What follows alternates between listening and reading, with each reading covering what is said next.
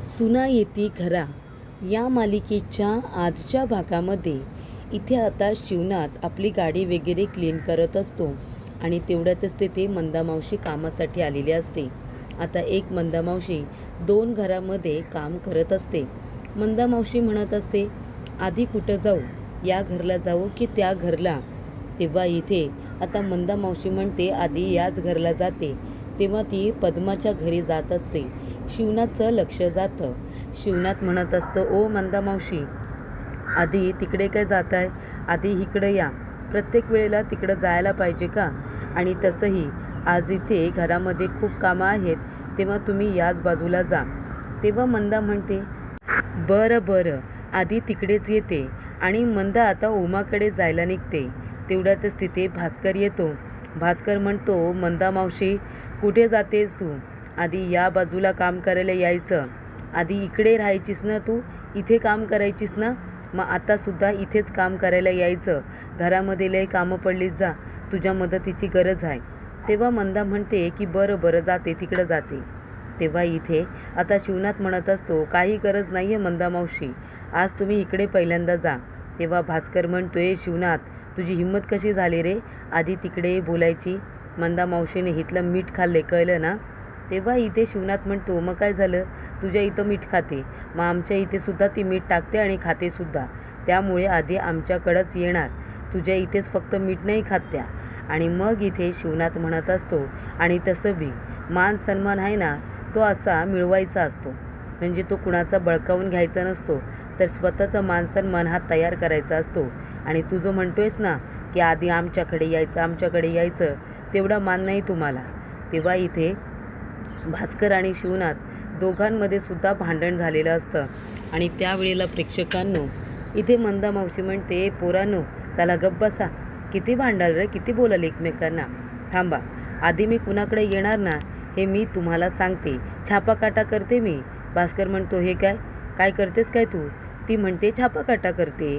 ज्याच्याकडे छापा येईल त्याच्याकडे जाणार, ज्याच्याकडे काटा येईल त्याच्याकडे नाही जाणार. तेव्हा इथे उमा, तू छापा, आणि पद्मा, तू काटा, बरं का? तेव्हा इथे छापा काटा केल्यानंतर आता इथे मंदामावशी म्हणते, अरे देवा, काटा आला, काटा, चला चला पद्माकडं जावं लागेल, चला पद्माकडं जाऊया. अरे देवा, हे काय, आता छापा आला, मला आहे ना लांबचं जवळचं अजिबातच दिसत नाही, मला आता जावं लागेल उमाकडं. आधी उमाकडं जाते आणि मग पद्माकडे येते, चालेल ना? जा बाबांनो, जा. तेव्हा इथे आता छाया म्हणते, मंदामावशी, नेहमीच कसा हो तुमचा छापा येतो? नाही, प्रत्येक वेळेला बघते मी छापा काटा करता, त्याच्यामध्ये छापाच येतो, मग तुम्ही जाता तिकडं, मग तुमच्या वाटणीची समधी कामं मला करायला लागतात, त्याचं काय हो? तेव्हा आधी तुम्ही इकडं या, आधी इकडची कामं करा. तेव्हा लगेचच इथे पद्मा म्हणते, नाही नाही, ठीक आहे, जाऊ दे जाऊ दे तिला, आधी जाऊन तू तिकडे काम करा मंदामावशी, पण नंतरला तू इकडे ये, मला जरा तुझ्या संग बोलायचंच आहे आज. तेव्हा मंदा म्हणते, बरं बरं, ठीक आहे, येते. चल उमे, चल, आधी मला तिकडची पटापट कामं आवरू दे, मग मला पद्माकडं पण जायचं आहे.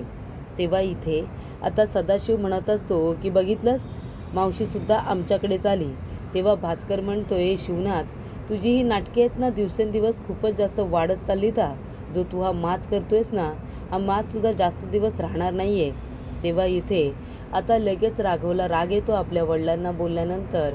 राघव म्हणतो, ओ शेजारचे मामा, माझ्या वडिलांशी बोलताना नीट बोलायचं, आत्ताच सांगतोय तुम्हासनी, अजिबात तुमचा उद्धटपणा सहन केला जाणार नाही.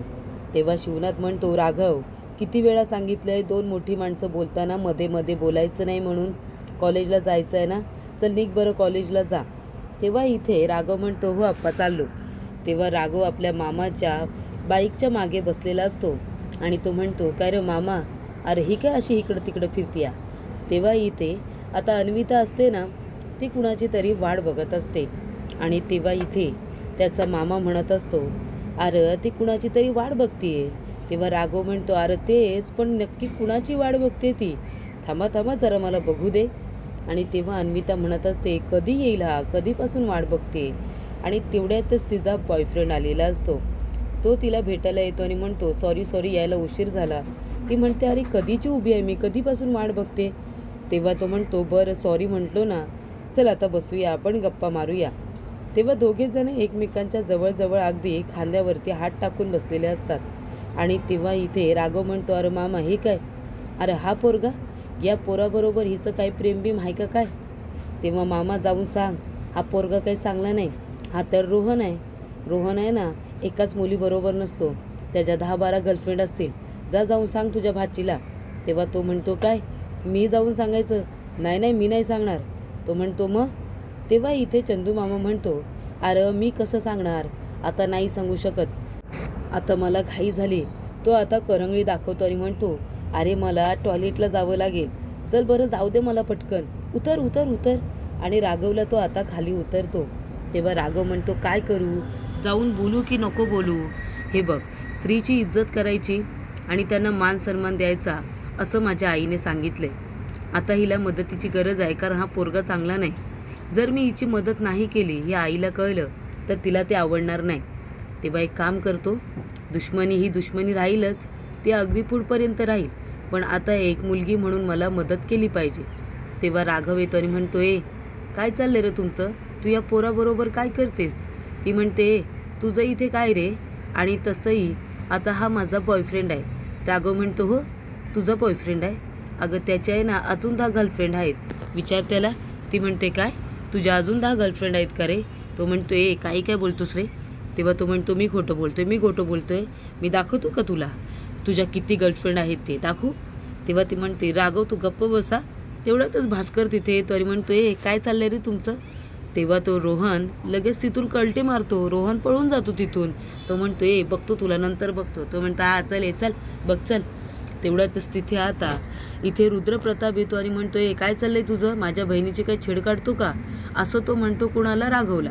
राघव म्हणतो, मी कशाला तुझ्या बहिणीची छेड काढू, आणि सांगत तिला चांगल्याच गोष्टी होतो, शक्य झालं तर तू पण सांग. तेव्हा इथे आता सगळेजण ब्रेकफास्ट करायला बसलेले असतात. तेव्हा छाया काय म्हणते पद्माला, मी काय म्हणते ताई, अहो आपल्याकडे आता आपण नवीन नोकर बघूया ना, दुसरी काम करणारी बाई बघू, मंदा ताई नको. ती म्हणते, नाही आपल्या घरी मंदा काकीच काम करणार, त्यांच्या इथं काम करते म्हणून आपण तिला काढून टाकायचं नाही. तिला येऊ दे इथं, मी तिला समजावून सांगेन, पण तिला काढायचं नाही, ती इथंच काम करणार. तेवढ्यातच रुद्रप्रताप बंदूक घेऊन जात असतो. भास्कर म्हणतो, काय रे बाबा, काय झालं, कुठे चाललास बंदूक घेऊन? तेव्हा इथे पद्मा म्हणत असते, काय झालं रुद्रप्रताप, सांगशील का? तेव्हा रुद्र म्हणतो की आत्ती, अगं त्या राघवने आपल्या बहिणीची माझ्या म्हणजे अन्विताची छेड काढली, तेव्हा मी त्याला आता गोळीने मारणार आहे, सोडणार नाही आहे मी त्याला. तेव्हा लगेच इथे त्याच्या आत्ती पद्मा म्हणते की आता तर मी बी त्या शिवनाथला सोडत नसते, त्याची एवढी हिंमत त्या राघवची की माझ्या भाचीची छेड काढतो, आज मी त्याला त्याची लायकी दाखवणारच. तेव्हा इथे पद्मा आता बाहेर येते.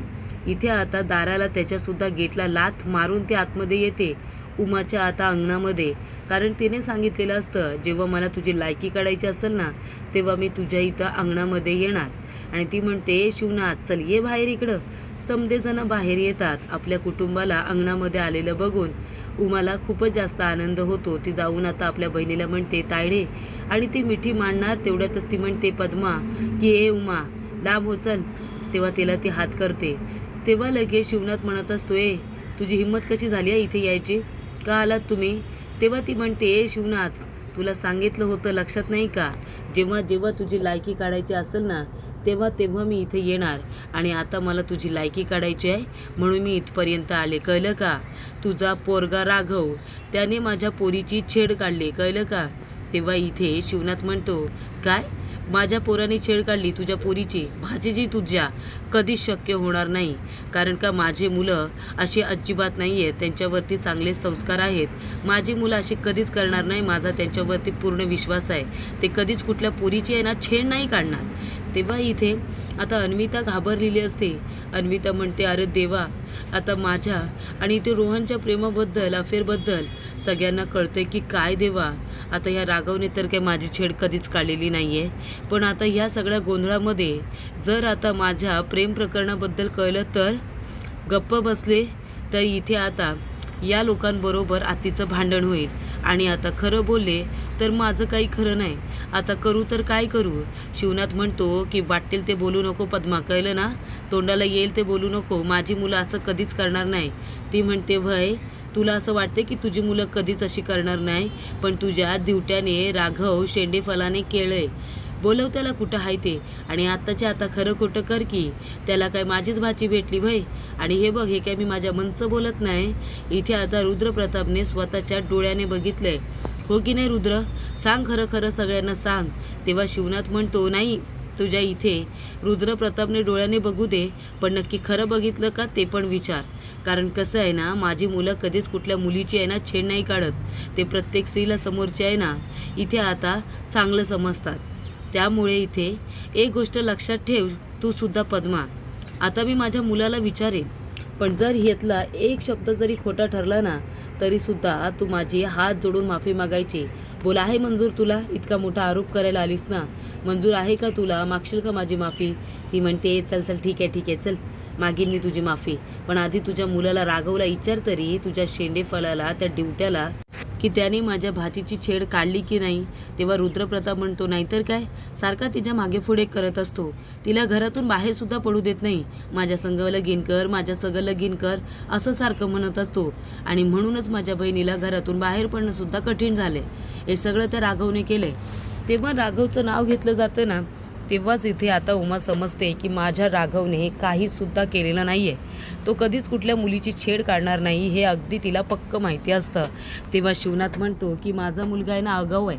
तो एक वेळा ना कुणाबरोबर तरी भांडण करेल, पण आहे ना तो कुठल्या मुलीची छेड नाही काढणार. पण आता तुम्ही बोलताय ना म्हणून मी त्याला विचारणी मी त्याला. पण मी तुम्हाला खात्रीने सांगू शकतो की माझा मुलगा कधीच कुठल्या मुलीची छेड काढणार नाही. अगदी समोरची दुश्मन असली ना तरीसुद्धा छेड काढणार नाही. तेव्हा इथे राघव आता कॉलेजमधून आलेला असतो. तो आता गाडी घेऊन येतो. सगळ्यांना आता बघतो अंगणामध्ये. तो म्हणतो अरे देवा, इथे आता गेट तोडून आमच्या अंगणापर्यंत पोचले ते लोक. म्हणजे नक्कीच काहीतरी मोठी गडबड आहे. गडबड दिसते काहीतरी. जायला हवं, बघायला हवं नक्की काय झालंय ते. राघव आता जोरात हॉर्न वाजवतो. सगळेजण राघवकडे बघायला लागतात. अन्विता म्हणते अरे देवा, हा आला. आता हा माझ्याबद्दल आणि रोहनबद्दल सगळं सांगणार. आत्ता माझं काही खरं नाही. तेव्हा इथे आता पद्मा म्हणत असते की ते बघ आलं तुझं शेंडेफळ. विचार तुझ्या दिवट्याला की त्याने माझ्या भाचीची छेड काढली की नाही ते विचार. तेव्हा इथे आता लगेच राघव म्हणतो आप्पा काय झालं? तेव्हा शिवनाथ म्हणतो राघव बाळा ये इकडं, या लवकर ये इकडे ये. तेव्हा राघव लगेच तिथेच गाडी लावतो आणि आता इथे येतो आणि म्हणतो काय झालं आप्पा? तेव्हा इथे शिवनाथ म्हणतो की राघव खरं खरं सांग, यांचं असं म्हणणं आहे की तू यांच्या भाचीची छेड काढली म्हणून. खरं खरं सांग बाळा, तू छेड काढलीस का हिची? तू आणि छेड खरं सांग. तेव्हा इथे पद्मा आता त्याच्याकडे बघत असते. तेव्हा इथे राघव म्हणतो अरे देवा काय करू आता? गप्प बसलो तर आप्पाला खरं वाटेल आणि काही बोललो तर ही जी इज्जत जाईल. आता काय करू तरी काय? तेव्हा इथे राघव आता टेन्शनमध्ये येतो. शिवनाथ म्हणतो राघव अरे काय करतोयस? कसला इतका विचार करतोयस?